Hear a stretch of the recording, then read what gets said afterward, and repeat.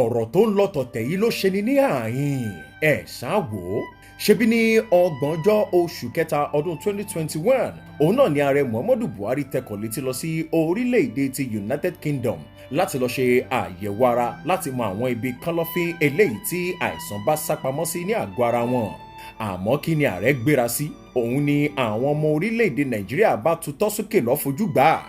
Ní kí ni wọ́n ń sọ? Wọ́n ní irú ìwà ìlójútì wo leléyìí kí odidi ààrẹ orílẹ̀-èdè Nàìjíríà lọ máa gba ìwòsàn ní orílẹ̀-èdè mìíràn ní kété tí ààrẹ ti balẹ̀ bàgẹ́ sí orílẹ̀-èdè ti United Kingdom ní àwọn ọmọ orílẹ̀-èdè Nàìjíríà ti gbé pẹ́rẹ́gì ìfẹ̀hónúhàn kan náà ní iwájú ilé Àbújá eléyìí tó wà ní United Kingdom. Lára àwọn tó léwájú ìfẹ̀hónúhàn ọ̀hún láti rí àwọn bíi Reno Omokri àti àwọn ọmọ orílẹ̀-èdè Nàìjíríà eléyìí tí ẹnu wọn tọrọ ní orílẹ̀-èdè ti United Kingdom.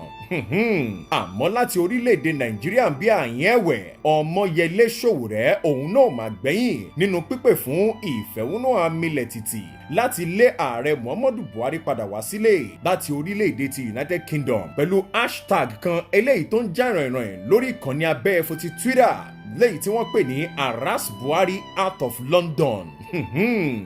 Tí ẹ bá wá gbàgbé tẹ́ ẹ bá rántí wípé lọ́wọ́ yìí ní orílẹ̀-èdè Nàìjíríà ọ̀hún ẹ̀wẹ̀ òun náà ni àwọn dókítà oníṣègùn òyìnbó ni wọ́n ti da iṣẹ́ sílẹ̀ léyìí tí ọ̀pọ̀lọpọ̀ ẹ̀mí sì ń sọnù ní ilé ìwòsàn. Àwa ikọ̀ Kílárígbọ́ Live TV tún jáde láti bá àwọn ọmọ orílẹ̀-èdè Nàìjíríà sọ̀rọ̀ nípa wípé ojú wo gan-an ló fi wo ìgbésẹ̀ ààrẹ láti lọ ṣe àyẹ̀wò ara ní orílẹ̀-èdè ti United Kingdom. Ẹ gbọ́ ohun tí wọ́n sọ kalẹ̀ bí ọ̀rọ̀. N tí màá kọ́kọ́ fẹ́ ká yẹ̀ wò èèyàn ní ààrẹ ẹlẹ́ran ara ni so kò sí ẹlẹ́ran ara tí ò lè sick ká kọ́kọ́ wò yẹn mọ̀ pé ókè o gẹ́gẹ́ bí ẹlẹ́ran ara kò gbérin sápá kò gbérin mì kì í sì ṣe òkúta tí ò lè ṣàárẹ̀ so ó ní #1 citizen tó bá wà láàyè tó wà láàyè tó wà láàyè ẹ̀ àlàáfíà ní fórílẹ̀-èdè yìí ó lọ sí United Kingdom fún àyẹ̀wò ara àbí fún ìtọ́jú ara èmi ò rí bí tí ó burú jù ṣùgbọ́n tí a kàn ń wò tí gbogbo Nàìjíríà fi ń fi ẹ̀hónú hàn ní pé ní 21st century yìí ìyẹn pé ní àsìkò tá a wà yìí ó yẹ kí ètò ìlera orílẹ̀-èdè yìí ti gbé fúkẹ́ jù báyìí lọ kì í ṣe wípé àwọn àyẹ̀wò ara nǹkan kan láṣẹ̀ṣẹ̀ pa à ń lọ sí United Kingdom à ń lọ sí US à ń lọ Dubai à ń lọ China láti lọ ṣe àyẹ̀wò ara ó yẹ kí hospital wa ti dágádíá ó yẹ kí pharmaceutical wa ti standard everything about health ó yẹ kó ti lóòrìn kó ti dúró re ibẹ̀ ló ti tàbùkù ààrẹ fúnra ẹ̀ ó tàbùkù ààrẹ ó tàbùkù orílẹ̀-èdè Nàìjíríà ó tàbùkù gbogbo politicians wa pátápátá wọn ò rí tiwa rò tara wọn ni wọ́n ń rò ṣùgbọ́n gẹ́gẹ́ bí èèyàn èmi bílí pé tó bá kú sórí àlééfà mẹ́sìn kíla gain ó tàbùkù wa ṣùgbọ́n bó ṣe lọ yẹn èmi ò tí ì rí tó bad ṣùgbọ́n òun náà máa mọ̀ pé ìtìjú tó ní Aso Rock ò ní good clinic gbogbo general hospital wa wọn ò standard teaching hospital wa just like a clinic lásán ni wọn ò standard so kí la ń pera wa ní a sovereign nation fún à ń pera wa ní giant of Africa a ní nǹkan kan rárá láti àmúyẹ kankan kò sí education wọ̀ nítumọ̀ health wọ̀ nítumọ̀ agric wọ̀ nítumọ̀ security wọ̀ nítumọ̀ inform everything kò sí kí la ń pera wa ní sovereign nation fún ó bẹ́tà ká dálẹ̀ ká tún sà kí Ìgbò dúró Yorùbá dúró Haúsá kò dúró ibi tá a bá dé yìí ó tó gẹ́ view tèmi nìyẹn torí bàbá ní ká máa bá ṣe máa bá a lọ náà nìyí gbogbo àwọn tó wà lálẹ́fà yìí mi ò rí nǹkan tuntun tó fẹ́ ṣe mi ò rí nǹkan gidi tó fẹ́ ṣe fún wa a kàn fìyà jẹra wa ní tó bá tún di 2023 wọn á ní àlọ́tò election kí ni àbọ̀dé election tá à ń ṣe àárín nǹkan kan mú jáde ń bẹ̀ a kàn máa sára wa lóòrùn ó kàn máa ń dùn mí fáwọn kan ní tí wọ́n ti yọ agolo rẹsì kan fún wọn orí wọn ti gbóná wọn á tó fẹ́ kú lábẹ́ òjò lábẹ́ òrùn ebi ló ń pa wọ́n ebi ẹnìkan Sunday lò ó láwọn politician wa mọ̀ọ́mọ̀ febi pa Nàìjíríà kó lè bá àmọ́ rí wọn mú lẹ́rú kó lè bá àmọ́ rí wọn mú lọ́dẹ̀ ó yá o ẹ tún máa bọ̀ wọn á tún sá girigiri lórí agolo rẹ̀ sì kan enough is enough. orúkọ tèmi Lawal Káyọ̀dé ọmọ bíbí Ìjẹ̀bú-Òde lógùn state ìwà tí ò bójúmu pátápátá ni nǹkan tá à ń sọ ń sìn kì í ṣe kò ní í ṣe pẹ̀lú pé APC or PDP ìwà yẹn lòdì sí nǹkan tá a fẹ́ pátápátá presently à ń sọ pé the world COVID-19 the world is going to places ẹ̀rù dẹ̀ ń ba gbogbo wa ìwọ ilé ń pàṣẹ pé we people should stay here ká máa ṣe ìtọ́jú ara wa but every now and then ẹ wo amount tó máa ń ná tó bá lọ síbẹ̀ yẹn ẹ wo ìyà tó dẹ̀ ń jẹ wá lórílẹ̀‐èdè presently as I speak with you right now pint of garri sometimes is now 1,200 ìta tó nǹkan tá ń rà tẹ́lẹ̀ ní 650 presently is 1,200 ẹ̀wà lásán ẹ lọ sí market is not something tó ẹ bó ṣe last week I was ẹ má yẹ kí n sọ débẹ̀ mo ń báyàwó mi jà pé kí ló ṣẹlẹ̀ ṣáwa nìkan ni and this so called president no ẹ má jẹ́ ká sọ nǹkan kan eléyìí ò ní ṣe pé bóyá èèyàn kan ní tiwa we are going on our different ways nǹkan tó délẹ̀ ń sìn nìyẹn ẹ wọ́n ṣe ń kidnap àwọn èèyàn wa recently a friend of mine tó wá láti US wọ́n kidnap ẹ̀ ló wọ́n ti release ẹ̀ ń sìn ẹ wo nǹkan tó ń ṣẹlẹ̀ ní Delta State many things so kò wọ́ ọ̀tẹ̀ rárá àdé ń sọ pé kí ni ààrẹ dẹ̀ lọ síbẹ̀ yẹn kò lè jáde níbi tó wà náà kò lè jáde presently as we speak kò lè jáde so irọ́ ẹ má ẹ gbàgbé 2023 o ẹ gbàgbé 2023 last election high Lawal Káyọ̀dé mo contest logun state but mo wọlé ní primary because of Amosu ọ̀nà Amosu kò ní í ṣe pẹ̀lú Amosu we are going our different ways this time around nǹkan tó ń ṣẹlẹ̀ ní ẹ má ẹ ká kó gba máa pín ká ní eléyìí tí ó ti wà beyond restructuring we are not going for any restructuring ebi ń pa gbogbo àṣẹ pensioner ó ní nǹkan tó sọ fún wa pé àṣẹ pensioner retired àti warehouse manager kò kakọlẹ̀ nǹkan tó ń ṣẹlẹ̀ sí wa lẹ́nu èèlò là ń gbà ọmọ tí gbèsè ó yẹ kó hàn mọ́ akọ̀ǹgbà stipend very token amount ìyẹn dẹ̀ ń fowó wa ó dẹ̀ ń náwó nínàkúnà no ẹ máa ti bastardize economy the only way is for us to go our different ways Yorùbá Igbo and Hausa let's go enough for his enslavement wọ́n kàn mú wa lẹ́rú ni ẹ má jẹ́ kí ọ̀sán méjì ẹrú náà mú wa Buhari is doing nothing Buhari am an APC stalwart but mo ti fún wọn lẹ̀ almost 1.5 years ago for one to has contested fún election just 2019 now kó dẹ̀ máa ní no ẹ má jẹ́ ká tán ra wa Lagos state government they are trying but it doesn't mean pé if a tree cannot make a forest so since a tree cannot make a forest kí la ń ṣe no kò ní í ṣe pẹ̀lú pé personality pé ọkàn no mi ò fẹ́ sọ̀rọ̀ débi tí ò yẹ ká sọ̀rọ̀ dé no ẹ gbàgbé the world Nigeria let's go our own different way when the Igbo the Easterners don canvas pé àwọn fẹ́ lọ fún we say no gbogbo wa náà sọ pé no and we let those people to matter to reason along but this time around no need of reasoning again nothing like restructuring let's go our different ways that's it. I remain myself Lawal Káyọ̀dé. orúkọ mi ni Adékúnlé Mackenzie Ọlọ́run fún mi olórin ni mí I'm a Fuji musician. àìsí orí ẹ̀rẹ́ tó fi ìlú ìsílẹ̀ pé wọ́n fẹ́ lọ ṣe àyẹ̀wò lókè òkun ìwà ìdójútì gbáà ni torí pé gbogbo àwọn dókítà tó mọṣẹ́ akọ́ṣẹ́mọṣẹ́ wọ́n wà nílẹ̀ yìí. ọ̀rọ̀ tẹ́ ń sọ nípa ọ̀rọ̀ táwọn wí àìmọye ọmọ tó ti kú léwòsàn kò sí rọ́ńbẹ̀ mò ń bọ̀ láti Màgbòrò báyìí àbúrò mi kan nǹkan kọ́kọ́ ṣẹlẹ̀ sí ní ìjẹta ní Màgbòrò kan tó gbé dé hospital gbàtọ́ wọn fi gbé dé hospital wọn ní kò sáwọn tó fẹ́ dáhùn fún láàrin wákàtí kan ó ti jọ́ lọ́ọ̀ nípè ara àkọ́ tá à ń sọ náà lélẹ́yìí so àwọn akọ́ṣẹ́mọṣẹ́ wà ń bí ó túmọ̀ sí pé wọ́n ń ṣe ààrẹ orílẹ̀-èdè ń ṣe ló wọ ìlú yìí nílẹ̀ pátápátá pé ìgbà tó yẹ pé Nàìjíríà gbogbo nǹkan tó ń da á dẹ̀ túbọ̀ máa da yàtọ̀ sí eléyìí kí afẹ́ lè ṣàríkọ́gbọ́n gbogbo nǹkan tó bá ń da ní tá a bá ń ṣe nílẹ̀ wa jẹ́ kó máa ju wá lójú ìwà ìkánikún rárá ni eléyìí jẹ́ bébí ṣe rí sí nìyẹn o ṣùgbọ́n pẹ̀lú ògo Ọlọ́run bá wulẹ̀ sàn ṣùgbọ́n kì í ṣe ìwà tó da ní ààrẹ orílẹ̀-èdè wù pé àwọn fẹ́ lọ ṣe medical check up lókè òkun àwọn òṣèṣe irú yẹn sí Nàìjíríà ń bì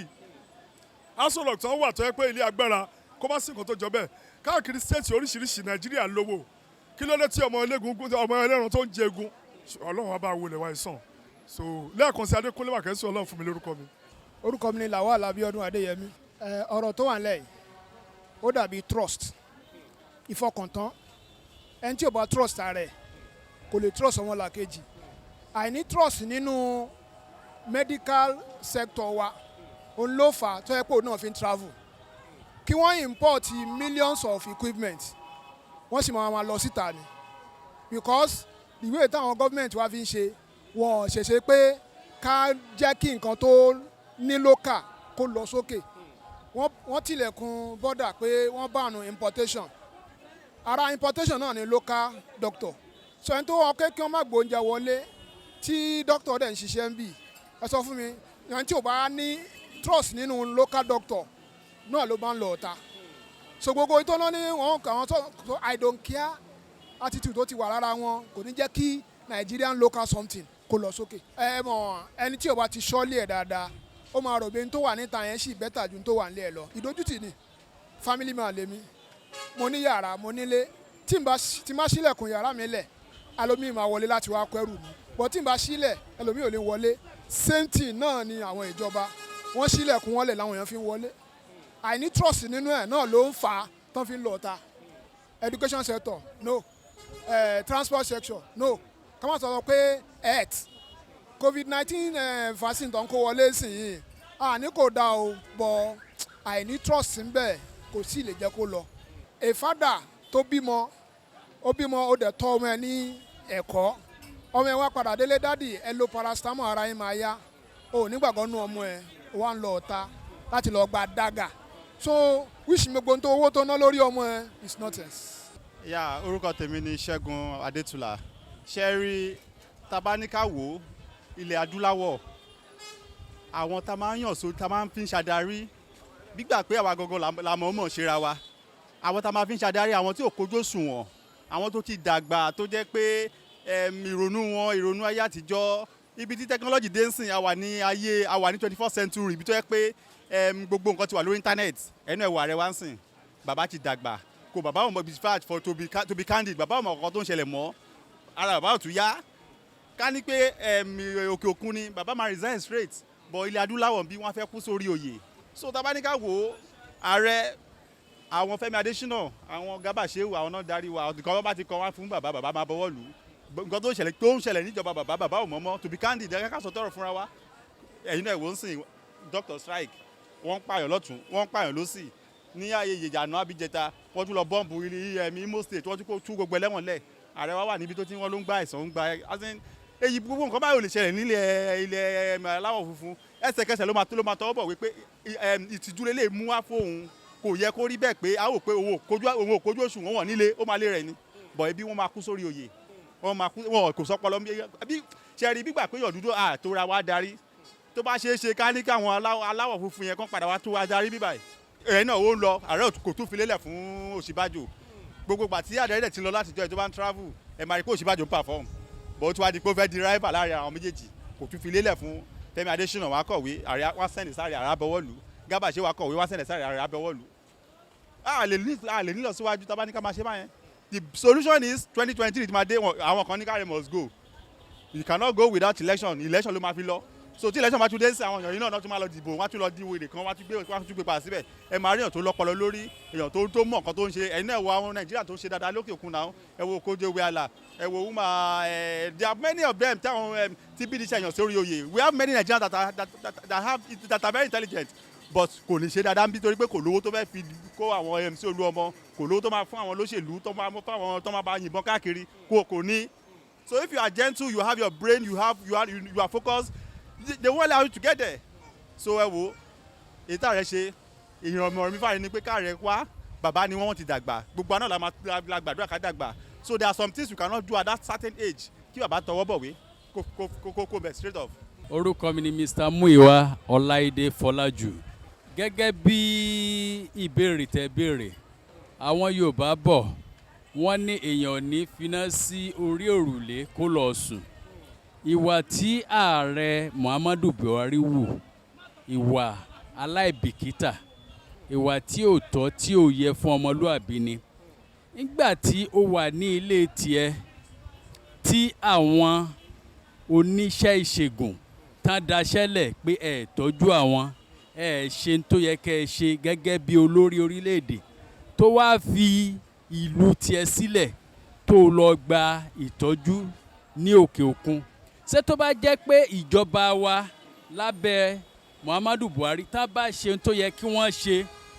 fún ilé ìwòsàn tiwa ṣé wọ́n máa lọ sí òkè òkun láti lọ máa ṣe àbẹ̀wò fún ara wọn ìwà tí ò tọ́ ni n tí wọ́n ṣe ní ọ̀hún kò tí ì tó fún wọn, ó yẹ kán dójú tì í jù bẹ́ẹ̀ lọ. Dẹ́n gbogbo àwọn aṣòfin wa ó yẹ kí gbogbo wọn kán jókòó kán ronú kán wò ó pé ṣé bí gbogbo wọn ń lọ sọ́hún wọ́n rí nǹkan tó ń ṣẹlẹ̀ lọ́hùn. Kí ló dé nǹkan tí wọ́n rí lọ́hùn tó wù wọ́n tí wọ́n fi ń lọ tí wọ́n ń kóyàwó tí wọ́n ń kó ọmọ wọn lọ sí ọ̀hún pé kán lọ́ọ́ máa wọn ò ṣe ṣe sí orílẹ̀-èdè tiwọn káwọn náà máa jàǹfààní ẹ̀ níbí. Ìwà tí ò dáa ni. Ẹ ṣé gan. Ìránṣẹ́ Ọlọ́run ajínrere Ọlọ́run dá lórúkọ tèmi. Ohun tó kù díẹ̀ káàtó ni nítorí pé a ti gba òmìnira. Tá bá sọ pé a ti gba òmìnira kí ló túmọ̀ sí? Àti tó ń dá dúró fúnra wa láti ṣe àkóso ara wa àti láti yanjú ohun tí ó bá wà láàrin ara wa. So láti máa kúrò lórílẹ̀‐èdè kan tó ti gba òmìnira máa lọ sí ìlú orílẹ̀‐èdè mìíràn fún lọ ń ṣe àyẹ̀wò kí ló ṣẹlẹ̀ sí àwọn ilé ìwòsàn tó wà ní orílẹ̀‐èdè tiwa. Ojúṣe pàtàkì ni irú ààrẹ bẹ́ẹ̀ ní láti rí pé òun bójú tó ohun tá à ń pè ní ètò ìlera fún gbogbo àwọn ọmọ orílẹ̀‐èdè àti ohun tìkálára rẹ̀. So àwọn tó ń wọ́n ṣe ń gbé yẹ̀wò olúkàkù ló ní ibi tó ti ń wò ó ṣùgbọ́n ẹ bá béèrè fún tèmi màá ní ó kù díẹ̀ káàtó lẹ́yìn ọdún mélòó tá a ti gba òmìnira kí a má lè rí ilé ìwòsàn tí ààrẹ wa lè lọ ṣe àyẹ̀wò ó kù díẹ̀ káàtó. Orúkọ mi ni arábìnrin Rachel Akíkúadé. Ó yà mí lẹ́nu náà nígbà tí mo rí gbogbo nǹkan yẹn. Ìwà náà kò dára tó nítorí wípé ká ní àwọn adarí wa tó bá ṣe nǹkan tó yẹ kán ṣe ni a ní nílò láti máa lọ sí òkè òkun àbí ká máa sáré hílàhílo káàkiri torí pé a fẹ́ gba ètò ìlera tó yé pé. Tá bá wo health sector wa ní Nàìjíríà ó kù díẹ̀ káàtó tí gbogbo nǹkan tó bá nílò tó bá wà ní àrọ́wọ́tó wa a ní nídìí láti máa sá káàkiri. Àmọ̀ràn tẹ́mi máa gba àwọn ará ìlú ni wípé ká túbọ̀ súnmọ́ Ọlọ́run nítorí pé àwọn adarí wa ìwọ̀n ràn wá rárá. Ká súnmọ́ Ọlọ́run ká máa ká pé Ọlọ́run and then ká try ká gbìyànjú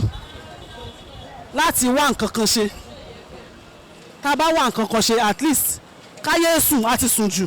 ká jí gìrì ká wá nǹkan ṣe because èmi báyìí nísìnyí I'm a graduate of political science. I still have ND in accounting but nígbà tí mo wo bó ṣe ń lọ mi ìwúlẹ̀ bọ́dà àti ẹ̀sìn wáṣẹ́ rárá. Mo tètè wá mo kọ́ télọ̀ mo tún wá nǹkan pẹ́pẹ́pẹ́pẹ́ láti máa tà because mo wo bí gbogbo ẹ̀ ṣe ń lọ kò lè pé. Iṣẹ́ tí mo kọ́kọ́ wá wọ́n sọ 30,000 fún mi. Èló ń 30,000 fẹ́ ràn nínú ọ̀rọ̀ mi. Kí n tó owó tí mo fi wọn mọ́tò gan lóṣù gan it was about 39,000. So mo rò pé inú eléyìí ò tó ṣe nǹkan kan but to the glory of God nǹkan